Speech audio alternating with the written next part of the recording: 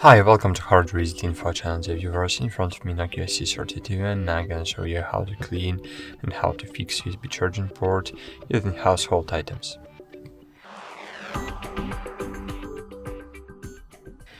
Firstly, remember the one rule: never use metal objects to clean the connectors as not to damage your USB charging port.